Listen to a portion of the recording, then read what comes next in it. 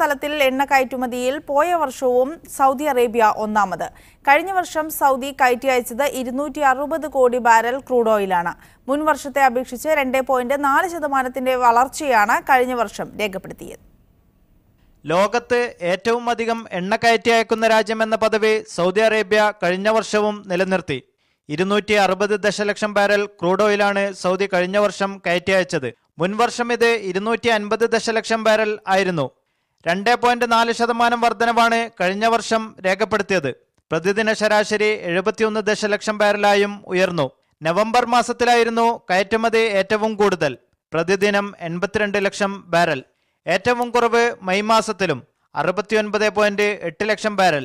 ആഗോള വിപണിയിലെ എണ്ണവിലയിടിവ് തടയാൻ ഉൽപാദനം കുറക്കുന്നതിന് ഒപെക് കൂട്ടായ്മ നിർദ്ദേശിച്ച കരാർ പാലിച്ചിട്ടും പോയ വർഷം സൗദിയുടെ എണ്ണ കയറ്റുമതിയിൽ വർധനവ് രേഖപ്പെടുത്തിയതായി കണക്കുകൾ വ്യക്തമാക്കുന്നു. റഷ്യയാണ് രണ്ടാം സ്ഥാനത്തുള്ളത്. 52 ലക്ഷം ബാരലാണ് റഷ്യയുടെ പ്രതിദിന ശരാശരി. Media one Dammam.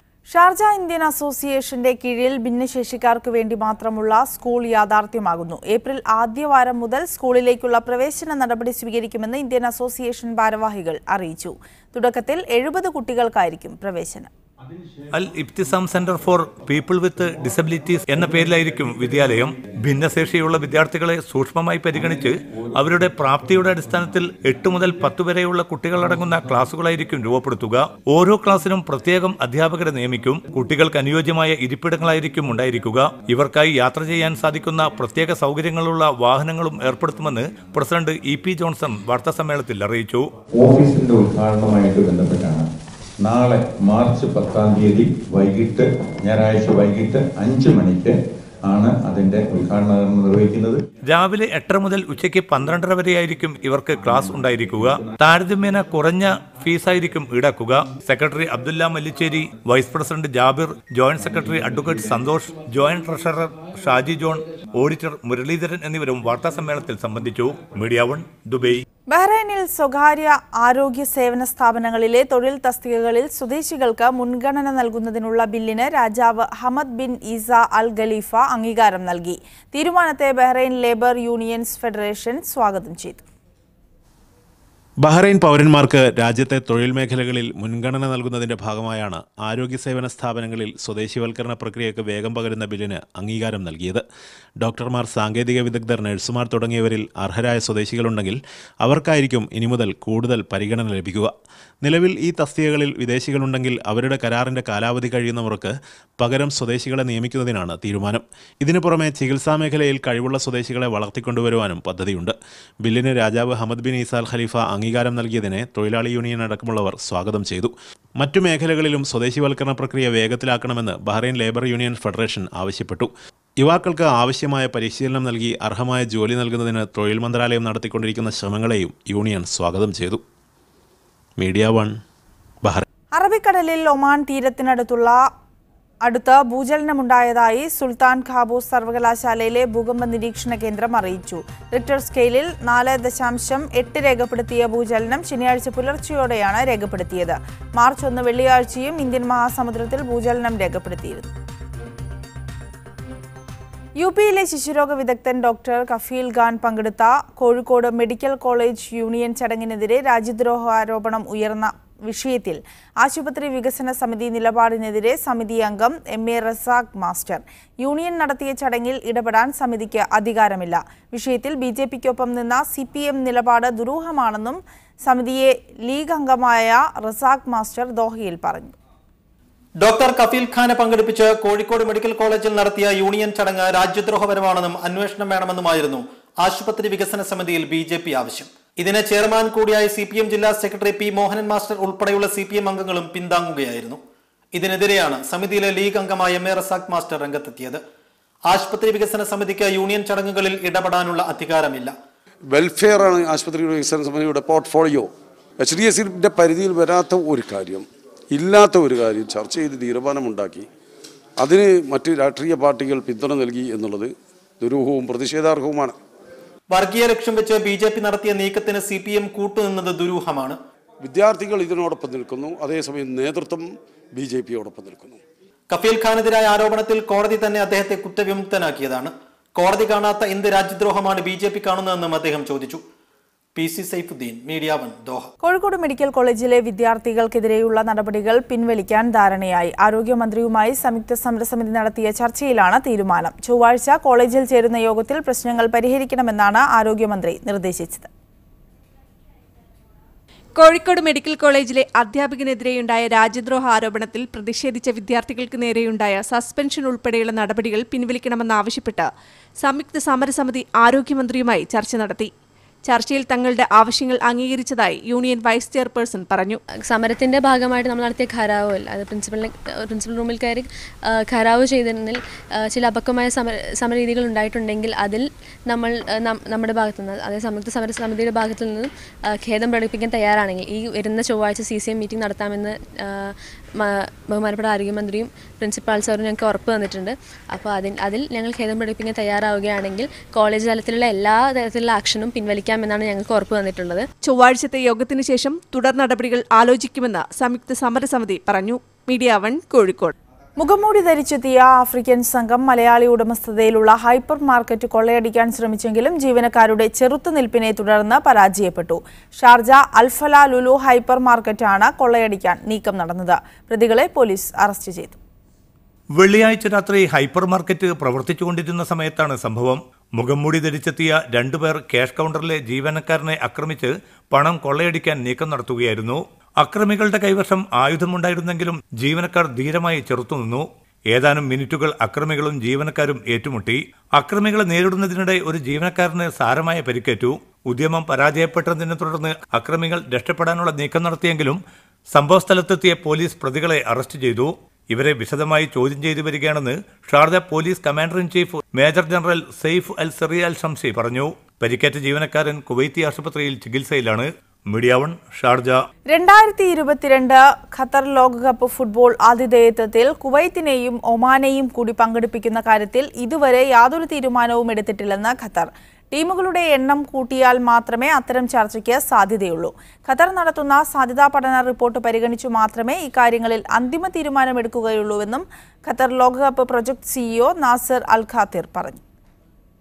Been sports ചാനലിന് നൽകിയ അഭിമുഖത്തിൽ ഖത്തർ ലോകകപ്പ് പദ്ധതികളുടെ CEO നാസർ അൽ ഖാത്തിറാണ് ഇക്കാര്യം വ്യക്തമാക്കിയത്. 2022 ലോകകപ്പ് ഫുട്ബോളിന്റെ ആതിഥേയത്വത്തിൽ ഖത്തറിനൊപ്പം ഒമാനും കുവൈത്തും കൂടി പങ്കാളികളാകുമെന്ന മാധ്യമ വാർത്തകൾ വസ്തുതാപരമല്ല. ഇക്കാര്യത്തിൽ ഇതുവരെ ഫിഫയും ഖത്തറും അന്തിമ തീരുമാനമെടുത്തിട്ടില്ല. ടീമുകളുടെ എണ്ണം 32-ൽ നിന്നും 48 ഉയർത്തിയാൽ മാത്രമേ വേദികൾ പങ്കുവെക്കുന്ന കാര്യം ആലോചിക്കേണ്ടതുള്ളൂ. ഈ മാസം അമേരിക്കയിലെ മിയാമിയിൽ ചേരുന്ന ഫിഫ ഉന്നതാധികാര സമിതി ടീമുകളുടെ എണ്ണം കൂട്ടുന്ന കാര്യം ചർച്ച ചെയ്യുന്നുണ്ട്. അതിനുശേഷം മാത്രമേ ഇക്കാര്യങ്ങളിൽ അന്തിമ തീരുമാനമെടുക്കൂ. ഖത്തർ ലോകകപ്പിന്റെ പ്രാദേശിക സംഘാടകരായ supreme committee for delivery and legacy നടത്തുന്ന സാധ്യതാ പഠന റിപ്പോർട്ട് കൂടി പരിഗണിച്ച ശേഷം മാത്രമേ എല്ലാ കാര്യങ്ങളിലും ഫിഫ അന്തിമ തീരുമാനമെടുക്കുകയുള്ളൂവെന്നും അദ്ദേഹം പറഞ്ഞു. ഫിഫയിലെ ഉന്നത വൃത്തങ്ങളെ ഉദ്ധരിച്ച് ചില അന്തർദേശീയ മാധ്യമങ്ങളാണ് കഴിഞ്ഞ ദിവസം വാർത്ത നൽകിയത്. ഫിഫ പ്രസിഡന്റ് കഴിഞ്ഞ മാസം കുവൈത്ത്, ഒമാൻ ഭരണാധികാരികളെ സന്ദർശിച്ചത് ഈ ലക്ഷ്യം വെച്ചായിരുന്നുവെന്നും റിപ്പോർട്ടിൽ പരാമർശിച്ചിരുന്നു. Media 1, Doha. തെരഞ്ഞെടുപ്പ് രംഗം ചൂടുപിടിച്ചിട്ടില്ലെങ്കിലും കഴിഞ്ഞ 5 വർഷത്തെ കേന്ദ്രഭരണത്തിലെ കോട്ടങ്ങളും നേട്ടങ്ങളും മുൻനിർത്തിയുള്ള ചർച്ചകൾ സജീവമാണ് പ്രവാസ ലോകത്ത്. എഞ്ചിനീയറിംഗ് അക്രഡിറ്റേഷൻ ഉൾപ്പെടെയുള്ള പ്രവാസി പ്രശ്നങ്ങളിൽ കേന്ദ്ര സംസ്ഥാന സർക്കാരുകൾ എടുത്ത നിലപാടുകളാണ് കുവൈത്തിലെ ഇന്ത്യൻ സമൂഹത്തിൽ പ്രധാനമായി ചർച്ച ചെയ്യപ്പെടുന്നത്. എഞ്ചിനീയർമാരുടെ അക്രഡിറ്റേഷൻ, നഴ്സിംഗ് റിക്രൂട്ട്മെന്റ് രംഗത്തെ തട്ടിപ്പുകൾ എന്നിങ്ങനെ കുവൈത്തിലെ ഇന്ത്യൻ സമൂഹം അഭിമുഖീകരിക്കുന്ന പ്രശ്നങ്ങൾ നിരവധിയാണ്. ഇത്തരം വിഷയങ്ങളിൽ കേന്ദ്ര വിദേശകാര്യ മന്ത്രാലയം സ്വീകരിച്ച നടപടികളാണ് BJP അനുകൂല സംഘടനകൾ പല വേദികളിലും ഉയർത്തിക്കാണിക്കുന്നത്. ഇത്രയും ഗുണകരമായ അല്ലെങ്കിൽ ഇത്രയും ശക്തമായ ഒരു വിദേശകാര്യമന്ത്രി ഇന്ന് വരെ ഭാരതം കണ്ടിട്ടില്ലാത്ത അത്രയും ശക്തമായൊരു വിദേശകാര്യമന്ത്രി നമുക്ക് ഉണ്ടായിരുന്നില്ല. ആയിരക്കണക്കിന് വരുന്ന ഇന്ത്യൻ എഞ്ചിനീയർമാരുടെ അക്രഡിറ്റേഷൻ പ്രതിസന്ധിക്ക് ഇതുവരെ പരിഹാരമായില്ല എന്ന കാര്യമാണ് ഇടതു പാർട്ടികളും മറ്റും മുന്നോട്ട് വെക്കുന്നത്. ഒപ്പം സംസ്ഥാന സർക്കാരിന്റെ ഭരണ നേട്ടങ്ങളും ചർച്ചകളിൽ ഇടം പിടിക്കുന്നുണ്ട്. പ്രവാസികാര്യ വകുപ്പ് തന്നെ ഇല്ലാതാക്കിയ ഒരു ഗവൺമെന്റാണ് കേന്ദ്രത്തിൽ ഭരിക്കുന്നത്. പക്ഷേ അതിന് വിപരീതമായിട്ടുണ്ട് കേരള സർക്കാർ നിരവധി പദ്ധതികളാണ് പ്രവാസികൾക്ക് വേണ്ടി ആവിഷ്കരിച്ചിരുന്നത്. പ്രത്യേകിച്ച് അവർ കാലാകാലങ്ങളായി ഉയർത്തിപ്പിടിക്കുന്ന പരിപാടികൾ പരിഹരിക്കുന്നതിന് വേണ്ടി ലോക കേരള സഭ രൂപീകരിക്കുകയും അതിലൂടെ പ്രശ്നങ്ങളൊക്കെ ചർച്ച ചെയ്യുകയും അതിന്റെ പരിഹാരത്തിന് വേണ്ടിയിട്ടുള്ള ശ്രമങ്ങളൊക്കെ തുടരുന്നുണ്ട്. ഗാർഹിക തൊഴിലാളികളായ സ്ത്രീകൾ നേരിടുന്ന വിവിധ പ്രശ്നങ്ങളും ഇന്ത്യൻ എംബസിയുടെ ഇടപെടലുകളും ചർച്ചാ വിഷയങ്ങളാണ്. സ്ഥാനാർത്ഥി നിർണയം പൂർത്തിയാകുന്നതോടെ രാഷ്ട്രീയ ചർച്ചകൾ കൂടുതൽ ചൂടുള്ളതാകും. Media 1, Kuwait city. ഒമാനിലെ ദാർസായിത്ത് ഇന്ത്യൻ സ്കൂളിന്റെ ആഭിമുഖ്യത്തിൽ സംഘടിപ്പിക്കുന്ന പ്രഥമ ഇന്റർ സ്കൂൾ മെഗാ ക്വിസ് മത്സരം ഏപ്രിലിൽ നടക്കും. ഇന്ത്യൻ സ്കൂൾ ഡയറക്ടർ ബോർഡിന്റെ രക്ഷാകർതൃത്വത്തിൽ സംഘടിപ്പിക്കുന്ന ക്വിസ് പരിപാടിയുടെ പ്രധാന സ്പോൺസർ നൂർ ഗസലാണ്. വിദ്യാർത്ഥികൾക്കൊപ്പം കാണികൾക്കും പുതിയ അറിവിന്റെ വാതായനങ്ങൾ തുറന്നു നൽകുന്നതാകും മത്സരം. ബംഗളൂരുവിൽ നിന്നുള്ള വിനയ് മുദലിയാറാണ് മെഗാ പ്രിലിംസിന്റെയും ഗ്രാൻഡ് ഫൈനലിന്റെയും ക്വിസ് മാസ്റ്റർ. ജൂനിയർ സീനിയർ വിഭാഗങ്ങളിലായുള്ള മത്സരത്തിൽ ഒമാനിലെ മുഴുവൻ ഇന്ത്യൻ സ്കൂൾ വിദ്യാർത്ഥികൾക്കും പങ്കെടുക്കാമെന്ന് ISD principal doctor Sreedevi P തഷ്നത് പറഞ്ഞു.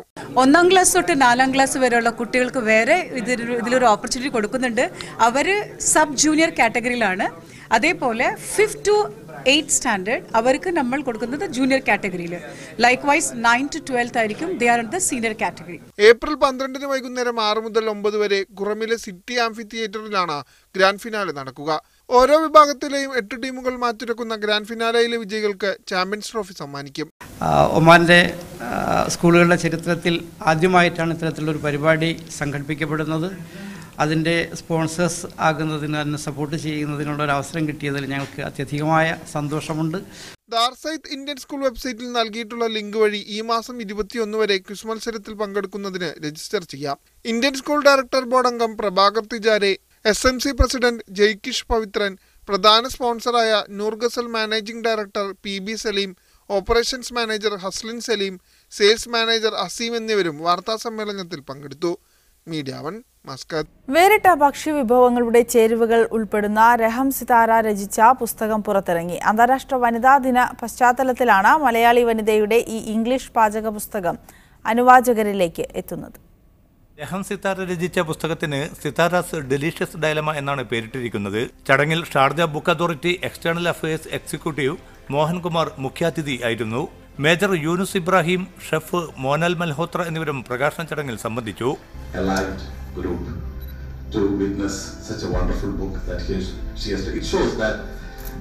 50ഓളം പാചകവിധികളാണ് പുസ്തകത്തിന്റെ പ്രധാന ഉള്ളടക്കം. മേമൻ, മുഗൾ, കേരളീയ സമൂഹത്തിന്റെ തനത് വിഭവങ്ങൾ എന്നിവയ്ക്കൊപ്പം സ്വന്തം നിലയിൽ രൂപപ്പെടുത്തിയ വേറിട്ട പാചകവിധികളും പുസ്തകത്തിന്റെ പ്രത്യേകതയാണ്. വെജിറ്റേറിയൻ, നോൺ വെജിറ്റേറിയൻ വിഭവങ്ങളുടെ പാചകവിധികൾക്കൊപ്പം ആകർഷകമായ ഫോട്ടോകളും ഓർമ്മക്കുറിപ്പുകളും പുസ്തകത്തിന് മാറ്റുകൂട്ടുന്നു. Media 1 Sharjah. അന്താരാഷ്ട്ര വനിതാ ദിനത്തിന്റെ ഭാഗമായി കുവൈത്തിലെ മലയാളി വനിതകൾ രക്തദാന ക്യാമ്പ് സംഘടിപ്പിച്ചു. ജാബിരിയ സെൻട്രൽ ബ്ലഡ് ബാങ്കിൽ നടന്ന ക്യാമ്പ് മുൻ കുവൈത്ത് ദേശീയ വനിതാ ക്രിക്കറ്റ് ടീം അംഗവും മലയാളിയുമായ കലാ സന്തോഷ് ഉദ്ഘാടനം ചെയ്തു. Malayali moms middle east Kuwait ചാപ്റ്ററും ബ്ലഡ് ഡൊണേഴ്സ് കേരള കുവൈത്ത് ചാപ്റ്ററിന്റെ വനിതാ വിഭാഗമായ BDK ഏഞ്ചൽസും സംയുക്തമായാണ് രക്തദാന ക്യാമ്പ് ഒരുക്കിയത്. ഒരുമിക്കാം സമൂഹ നന്മക്കായി എന്ന മുദ്രാവാക്യത്തോടെ സംഘടിപ്പിച്ച രക്തദാന ക്യാമ്പിൽ വീട്ടമ്മമാർ ഉൾപ്പെടെ നിരവധി പേർ പങ്കെടുത്തു.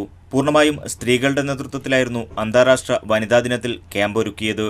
ഉദ്ഘാടന ചടങ്ങിൽ BDK angels team coordinator Yamuna അധ്യക്ഷയായിരുന്നു. MMME Kuwait chapter admin Sumi Jose ആശംസ നേർന്നു. ഏഞ്ചൽസ് ടീം പ്രതിനിധി റോസ്മിൻ സോയൂസ് സ്വാഗതവും MMME Kuwait coordinator Dhanya Jayakrishnan നന്ദിയും രേഖപ്പെടുത്തി. Media 1 Kuwait city. Sharjah Indian അസോസിയേഷനെ തകർക്കാൻ ശ്രമിച്ചതിനാണ് മുൻ ജനറൽ സെക്രട്ടറി ബിജു സോമനെതിരെ ആജീവനാന്ത വിലക്ക് ഏർപ്പെടുത്തിയതെന്ന് അസോസിയേഷൻ പ്രസിഡന്റ് EP ജോൺസൺ വ്യക്തമാക്കി. ദുബൈയിൽ വാർത്താസമ്മേളനത്തിൽ മാധ്യമപ്രവർത്തകരുടെ ചോദ്യങ്ങൾക്ക് മറുപടി പറയുകയായിരുന്നു അദ്ദേഹം. കെട്ടുകഥകളുണ്ടാക്കി ഇന്ത്യയിലെ ചരിത്രങ്ങളെ ദുർവ്യാഖ്യാനം ചെയ്യുകയാണെന്ന് പ്രശസ്ത സാഹിത്യകാരൻ പെരുമ്പടവം ശ്രീധരൻ. സൗഹൃദം പൂക്കുന്ന സമൂഹം എന്ന പേരിൽ KIG കുവൈത്ത് സംഘടിപ്പിച്ച പൊതുസമ്മേളനം ഉദ്ഘാടനം ചെയ്ത് സംസാരിക്കുകയായിരുന്നു അദ്ദേഹം. സൗഹാർദ്ദത്തോടെ കഴിഞ്ഞ കാലത്തെ കുറിച്ച് മറന്നുപോകരുതെന്നും മലയാളികളുടെ പ്രിയ എഴുത്തുകാരൻ ഓർമ്മിപ്പിച്ചു. ഒരു മതനിരപേക്ഷത നിലനിർത്തുന്ന ഒരു മാതൃക ദേവാലയമാണ് ശബരിമല. ശബരിമല അയ്യപ്പൻ്റെ പൂർവ്വകാല ചരിത്രം ഇപ്പോൾ ഞാൻ പറയുന്നില്ല. കുറേയൊക്കെ ഞാൻ വായിച്ചിട്ടുണ്ട്. അതിന് ചരിത്രവുമുണ്ട്. ഈ വിശ്വാസികൾ പറയുന്നതല്ല അതിൻ്റെ യഥാർത്ഥമായ ചരിത്രം എന്ന് ചരിത്ര സത്യങ്ങളിലൂടെ സഞ്ചരിച്ചിട്ടുള്ളവർക്ക് മനസ്സിലാക്കാം. അബ്ബാസിയ ഇന്റഗ്രേറ്റഡ് ഇന്ത്യൻ സ്കൂളിൽ നടന്ന പരിപാടിയിൽ Madhyamam media 1 group editor O Abdurahman മുഖ്യപ്രഭാഷണം നടത്തി. ദേശസ്നേഹം ഭ്രാന്തമായ ദേശീയതയായി മാറുകയാണെന്നും രാജ്യരക്ഷയ്ക്കു വേണ്ടി പട്ടാളം ചെയ്ത സേവനങ്ങൾ പോലും അധികാരത്തിന്റെ പ്രചാരണത്തിനായി ഉപയോഗിക്കുന്നതാണ് ഇന്ത്യയിലെ വർത്തമാനകാല സാഹചര്യമെന്നും അദ്ദേഹം പറഞ്ഞു. ഇന്ത്യ നന്നാവണമെന്നോ ഒന്നാവണമെന്നോ ആഗ്രഹിക്കുന്ന നല്ല മനുഷ്യരല്ല. എഴുത്തുകാരനും ചിന്തകനുമായ TP മുഹമ്മദ് ഷമീം സമാപന പ്രസംഗം നിർവഹിച്ചു. പി ഭാസ്കരൻ. ആ പാട്ടിന് ഈണം പകർന്നത് മുസ്ലിം സമുദായത്തിൽപ്പെട്ട ബാബുരാജ്, അത് പാടിയത് ക്രിസ്ത്യൻ സമുദായത്തിൽപ്പെട്ട യേശുദാസ്. ഇതങ്ങനെ ചേരുമ്പോഴല്ലേ ആ പാട്ടിന് ശരിയായിട്ടുള്ള താളം കൈവരുന്നത്. KG പ്രസിഡന്റ് സക്കീർ ഹുസൈൻ തുവൂർ അധ്യക്ഷനായിരുന്നു. അബ്ദുറഹീം ഖുർആനിൽ നിന്ന് അവതരിപ്പിച്ചു. ഫൈസൽ മഞ്ചേരി സ്വാഗതവും ഫിറോസ് ഹമീദ് നന്ദിയും പറഞ്ഞു. സാമൂഹ്യ സാംസ്കാരിക രംഗത്തെ പ്രമുഖർ ചടങ്ങിൽ പങ്കെടുത്തു. Media 1 Kuwait city. ലോക വനിതാ ദിനത്തോടനുബന്ധിച്ച് ചർച്ചാ സദസ്സും ആരോഗ്യ സെമിനാറും സംഘടിപ്പിച്ചു. സൗദി ജുബൈൽ തനിമ വനിതാ വിഭാഗത്തിന്റെ നേതൃത്വത്തിലായിരുന്നു പരിപാടി. പ്രവാസ ജീവിതവും സ്ത്രീ ആരോഗ്യവും എന്ന വിഷയത്തിൽ സംഘടിപ്പിച്ച ആരോഗ്യ സെമിനാറിൽ ഡോക്ടർ ജയലക്ഷ്മി ക്ലാസ് എടുത്തു. സ്തനാർബുദം, മുൻകരുതലുകൾ, വ്യായാമത്തിന്റെ പ്രാധാന്യം എന്നീ വിഷയങ്ങൾ സംസാരിച്ചു. അധികാരം, അവകാശം, ബാധ്യത, പെൺവിചാരങ്ങൾ എന്ന വിഷയത്തിൽ ചർച്ചാ സദസ്സും സംഘടിപ്പിച്ചു. തസ്നി അബ്ദുറഹ്മാൻ, ലിബി ജെയിംസ്, നീതു അനുമോദ്, മിനു സലീല എന്നിവർ സംസാരിച്ചു. തനിമ വനിതാ പ്രസിഡന്റ് നഫീസ ഫാറൂഖ് അധ്യക്ഷത വഹിച്ചു. വനിതാ ദിന സന്ദേശരചനാ മത്സരത്തിലെ വിജയികൾക്ക് സമ്മാനങ്ങൾ വിതരണം ചെയ്തു. നസ്ബീഹ, സഫിയ ഷഫിൻ, സുമയ്യ ഹംസ, റുമൈസ, ആദില നിസാർ എന്നിവർ നേതൃത്വം നൽകി. Media 1 Dammam. ഇന്ത്യയിൽ ന്യൂനപക്ഷാവകാശങ്ങൾ സംരക്ഷിക്കുന്ന എല്ലാവരെയും ഉൾക്കൊള്ളാൻ കഴിയുന്ന മുന്നണി സർക്കാർ അധികാരത്തിൽ വരണമെന്നതാണ് തങ്ങളുടെ നിലപാടെന്ന് മർക്കസ് നോളജ് സിറ്റി മാനേജിംഗ് ഡയറക്ടറും SSF സെക്രട്ടറിയുമായ ഡോക്ടർ AP മുഹമ്മദ് അബ്ദുൽ ഹക്കീം അസ്ഹരി പറഞ്ഞു. സഹായിക്കുന്നവരെ തിരിച്ചു സഹായിക്കുക എന്നത് പഴയ നിലപാടായിരുന്നെന്നും അദ്ദേഹം ജിദ്ദയിൽ പറഞ്ഞു. നിലവിലെ അവസ്ഥയിൽ കൂടുതൽ മതേതര സ്വഭാവമുള്ള ഒരു സർക്കാരാണ് കേന്ദ്രത്തിൽ അധികാരത്തിൽ വരേണ്ടതെന്നാണ് സംഘടനാ നിലപാടെന്ന് ഡോക്ടർ AP മുഹമ്മദ് അബ്ദുൽ ഹക്കീം അസ്ഹരി പറഞ്ഞു. മതേതര സർക്കാരാണ് വരേണ്ടത്. ന്യൂനപക്ഷ അവകാശങ്ങളെക്കുറിച്ച് ബോധമുള്ള, എല്ലാവരെയും ഉൾക്കൊള്ളാൻ കഴിയുന്ന പ്രാദേശിക പാർട്ടികളടക്കമുള്ള മുന്നണി ഗവൺമെന്റാണ് വരേണ്ടത് എന്ന് പറഞ്ഞിട്ടുണ്ട്. തങ്ങളെ സഹായിക്കുന്നവരെ തിരിച്ചു സഹായിക്കുക എന്ന മുൻ നിലപാട് തന്നെയാണോ ഇപ്രാവശ്യവും തെരഞ്ഞെടുപ്പിൽ സ്വീകരിക്കുക എന്ന ചോദ്യത്തോടുള്ള അദ്ദേഹത്തിന്റെ പ്രതികരണം ഇങ്ങനെ: ഇപ്പൊ ഇനി അത് പറയാനല്ല, കാരണം എല്ലാവരും സഹായിക്കുന്നുണ്ട്. വ്യക്തമായ കാഴ്ചപ്പാടോടുകൂടിയുള്ള നിലപാടായിരിക്കും സംഘടനയുടേത്. AP അബൂബക്കർ മുസ്ലിയാരുടെ ഗ്രാൻഡ് മുഫ്തി പട്ടം കൊണ്ട് കാര്യമായും ലക്ഷ്യം വെക്കുന്നത് ഉത്തരേന്ത്യൻ മുസ്ലിങ്ങളെയാണെന്നും ഫത്വ നൽകുക എന്ന ഉത്തരവാദിത്വത്തിനപ്പുറം അത് ആരെല്ലാം പിൻപറ്റുമെന്നത് നോക്കേണ്ട കാര്യമില്ലെന്നും അദ്ദേഹം പറഞ്ഞു. സുന്നി വിഭാഗത്തിൻ്റെത് മാത്രമാണ് നമ്മളിപ്പോ നിശ്ചയിച്ചിരിക്കുന്നത്. ഒരു നാട്ടിലൊരു വിഷയം ഉണ്ടാകുമ്പോൾ ആരൊക്കെ അംഗീകരിക്കും, എത്ര ആൾ അംഗീകരിക്കുന്നു, അങ്ങനെ തോന്നുന്നു നോക്കിയിട്ട് പറയാൻ പറ്റില്ല. മർക്കസ് നോളജ് സിറ്റിയിലെ വിവിധ പദ്ധതികൾ ഉദ്ഘാടനത്തിന് തയ്യാറായതായി അദ്ദേഹം അറിയിച്ചു. യുനാനി ചികിത്സക്കുള്ള ടൈഗ്രിസ് വാലി വെൽനസ് സെന്റർ അടുത്ത മാസം ഉദ്ഘാടനം ചെയ്യും. എന്നാൽ മർക്കസ് നോളജ് സിറ്റിയിൽ ഷെഹ്റെ മുബാറക് മസ്ജിദ് പദ്ധതി വരുമോ എന്ന ചോദ്യത്തിൽ നിന്നും അദ്ദേഹം ഒഴിഞ്ഞുമാറി.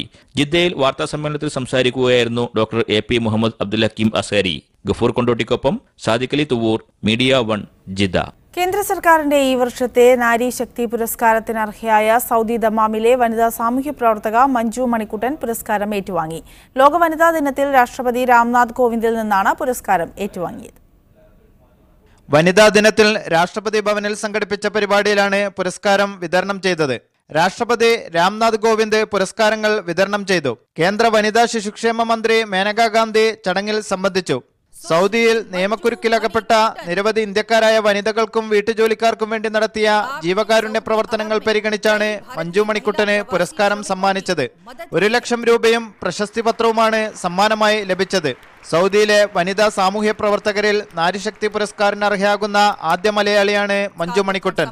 വനിതകൾക്കിടയിലെ സാമൂഹ്യ പ്രവർത്തന മികവ് പരിഗണിച്ച് റിയാദിലെ ഇന്ത്യൻ എംബസിയാണ് മഞ്ജുവിന് പുരസ്കാരത്തിന് നാമനിർദ്ദേശം ചെയ്തത്. 7 വർഷമായി സൗദിയിലെ ദമാമിലുള്ള മഞ്ജു എറണാകുളം പെരുമ്പാവൂർ സ്വദേശിനിയാണ്. ഭർത്താവ് മണിക്കുട്ടനും സാമൂഹ്യ ജീവകാരുണ്യ രംഗത്ത് സജീവമാണ്. Noushad Irikkur, media 1 Dammam. ഖത്തറുമായുള്ള അണ്ടർ 23 സൗഹൃദ ഫുട്ബോൾ മത്സരത്തിനായി ഇന്ത്യൻ ടീം ദോഹയിലെത്തി. Indian sports centre secretary member Safeer Ahmed ടീമിനെ സ്വീകരിച്ചു. Indian sports centre football sub committee ഭാരവാഹികളും മഞ്ഞപ്പട ഖത്തർ ടീമും സ്വീകരണ ചടങ്ങിൽ പങ്കെടുത്തു. മലയാളി താരങ്ങളായ സഹൽ അബ്ദുസമദും KP രാഹുലും ഇന്ത്യൻ സംഘത്തിലുണ്ട്. മറ്റന്നാളാണ് ഖത്തറുമായുള്ള ഇന്ത്യയുടെ സൗഹൃദ മത്സരം. ഖത്തറിലെ പ്രമുഖ ഫാർമസി ഗ്രൂപ്പായ വെൽകെയർ ഗ്രൂപ്പിന്റെ ആദ്യ മെഡിക്കൽ സെന്റർ ദോഹയിലെ അൽ ഖറാഫയിൽ പ്രവർത്തനം തുടങ്ങി. ഷെയ്ഖ് അബ്ദുള്ള നാസർ അഹമ്മദ് അൽ താനി സെന്ററിന്റെ ഉദ്ഘാടനം നിർവഹിച്ചു. Welcare group director Khalid, Raf health chairman KP Ashraf, Aster Qatar CEO doctor Sameer Moopen തുടങ്ങിയവർ സംബന്ധിച്ചു. ജനറൽ മെഡിസിൻ, ENT, ഗൈനക്കോളജി, ശിശുരോഗ വിഭാഗം തുടങ്ങി 6 വിഭാഗങ്ങളിലായി വിദഗ്ധ ഡോക്ടർമാരുടെ സേവനം സെന്ററിൽ ലഭ്യമാണ്. ബ്രസീൽ സൂപ്പർ താരം നെയ്മർ ആരോഗ്യ പരിശോധനയ്ക്കായി ഖത്തറിലെത്തി. ദോഹ ആസ്പെയർ അക്കാദമിയിലാണ് നെയ്മറിന് പരിശോധന ഒരുക്കിയിരിക്കുന്നത്. ആസ്പെയർ സോൺ സിഇഒ മുഹമ്മദ് ഖലീഫ അൽ സുവൈദി നെയ്മറിനെ സ്വീകരിച്ചു. 3 ദിവസമാണ് നെയ്മർ ആസ്പെയറിൽ ഉണ്ടാവുകയെന്ന് അദ്ദേഹത്തിന്റെ ക്ലബ് PSG അറിയിച്ചു. PSG-യുടെ വൈദ്യസംഘവും നെയ്മറിനൊപ്പമുണ്ട്. വലതുകാലിനേറ്റിരുന്ന ക്ഷതം പൂർണ്ണമായും ഭേദമായോ എന്ന കാര്യമാണ് പരിശോധിക്കുക.